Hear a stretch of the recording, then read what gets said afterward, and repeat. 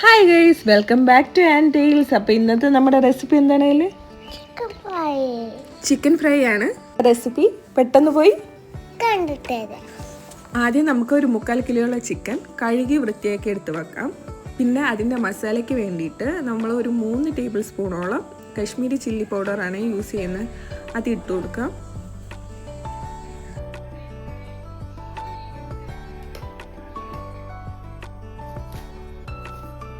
എന്നിട്ട് നമുക്ക് അതിലോട്ട് ഒരു 1.5 ടേബിൾ സ്പൂണോളം മല്ലിപ്പൊടിയും കൂടെ ചേർത്ത് കൊടുക്കാം. കഴിഞ്ഞ് നമുക്ക് അതിലോട്ട് ഒരു 1/2 ടീസ്പൂണോളം മഞ്ഞൾപ്പൊടി ഇട്ട് കൊടുക്കാം. നമ്മളൊരു 3/4 ടീസ്പൂണോളം പെരി പെരി മസാല ഇട്ട് കൊടുക്കുന്നുണ്ട്. പിന്നെ അതിലോട്ട് 1 ടീസ്പൂണോളം ഗരം മസാലയും കുരുമുളക് പൊടിയും കൂടെ ചേർത്ത് കൊടുക്കുന്നുണ്ട്. നമുക്ക് ഇതിലോട്ട് ഒരു 3 ടേബിൾ സ്പൂണോളം തൈര് ചേർത്ത് കൊടുക്കാം.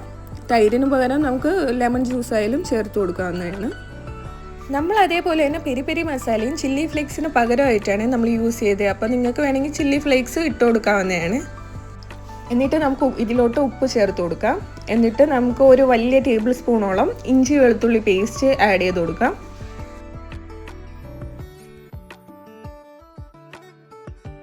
എന്നിട്ട് നമുക്ക് ഇതിലോട്ട് ഒരു 2-3 ടേബിൾ സ്പൂണോളം വെള്ളവും കൂടെ ചേർത്തിട്ട് ഒന്ന് നന്നായിട്ടൊന്ന് മിക്സാക്കി എടുക്കണം.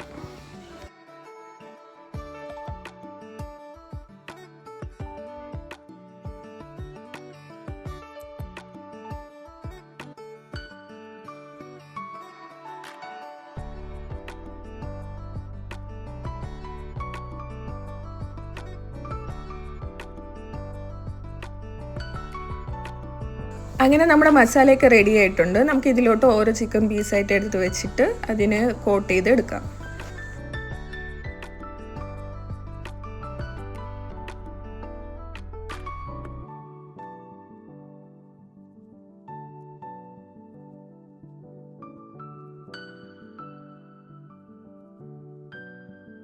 ഇത് നമുക്കൊരു 2 മണിക്കൂറെങ്കിലും മിനിമം ഫ്രിഡ്ജിൻ്റെ അകത്ത് വെക്കണം. അങ്ങനെ 2 മണിക്കൂർ കഴിഞ്ഞിട്ടുണ്ട്. നമുക്ക് ഇതിലോട്ട് ഒരു 1.5 ടേബിൾ സ്പൂണോളം അരിപ്പൊടി ചേർത്ത് കൊടുക്കാം. എന്നിട്ടൊരു കടായി അടുപ്പത്ത് വെച്ചിട്ട് നമുക്ക് എണ്ണ ഒഴിച്ചു കൊടുക്കാം.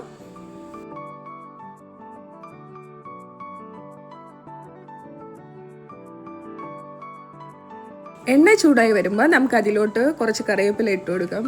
ഒരു ഫ്ലേവർ കിട്ടാൻ വേണ്ടിയിട്ടാണ് ഇട്ട് കൊടുക്കുന്നത്. എന്നിട്ട് നമുക്ക് കറിവേപ്പില ഒരു സൈഡിലോട്ട് മാറ്റി വെക്കാം.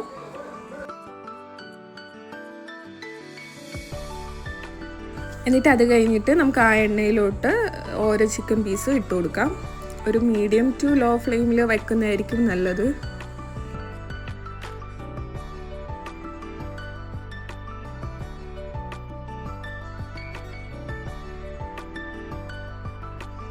ഒരു 10-15 മിനിറ്റ് എടുക്കും നമ്മുടെ ചിക്കൻ ഫ്രൈ എല്ലാം റെഡി ആയിട്ട് വരാൻ.